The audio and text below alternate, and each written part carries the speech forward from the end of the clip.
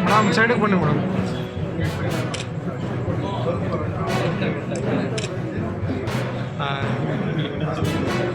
Madam ಈ ಕಡೆ ನೋಡಿ.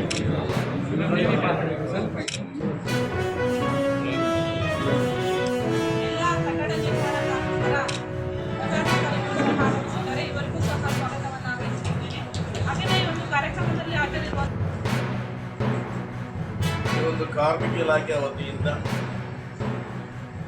ಮುಖ್ಯಮಂತ್ರಿಗಳಾಗಿರ್ತಕ್ಕಂಥ ಗೌರವ ಸಿದ್ದರಾಮಯ್ಯ ಅವರು ಇಲಾಖಾ ಮಂತ್ರಿಗಳಾಗಿರ್ತಕ್ಕಂಥ ಸಂತೋಷ್ ಲಾಡ್ ಅವರ ಪ್ರಕರಣದಲ್ಲಿ ಈ ದಿನ ಬಂಗಾರಪೇಟೆ ತಾಲೂಕಿನ ಕಾರ್ಮಿಕ ವರ್ಗದವರಿಗೆ ಆಹಾರ ಕಿಟ್ಗಳನ್ನು ವಿತರಣೆ ಮಾಡ್ತಕ್ಕಂಥ ಈ ಸರಳ ಸಮಾರಂಭದ ಆಶೀರ್ವಾದ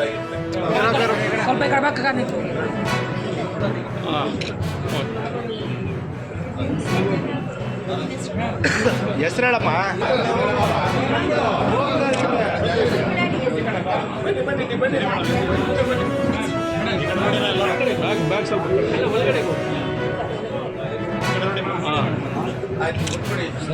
ರೈತರು ಅಲ್ವಾ? ಮತ್ತೆ ಈಗ ಕಾರ್ಮಿಕ ಇಲಾಖೆ ಹಾಸ್ಟೆಲ್ ಕೂಡ 4 ಒಟ್ಟು 38 ಫಸ್ಟ್ ಸ್ಟ್ಯಾಂಡಿಗೆ ಕಾರ್ಮಿಕ ಇಲಾಖೆಗೆ ಹಾಸ್ಟೆಲ್ಗೆ ಇವಾಗ ದುಡ್ಡು ಕೂಡ ಟೆಂಡರ್ ಕೂಡ ಆಗಿದೆ, ಕೆಲಸ ಕೂಡ ಆಗಲ್ಲ. ಇದೆಲ್ಲ ಮಂಜೂರು ಮಾಡಿದ್ರಿಂದಾನೆ ಇವತ್ತಿನ ನೋಡ್ತಾ ಇರ್ಬೋದು. ಐಟೆಕ್ ಕಾಲೇಜ್ ಉದ್ಘಾಟನೆ ಗಡಿ ಇದೆ. Hi-tech college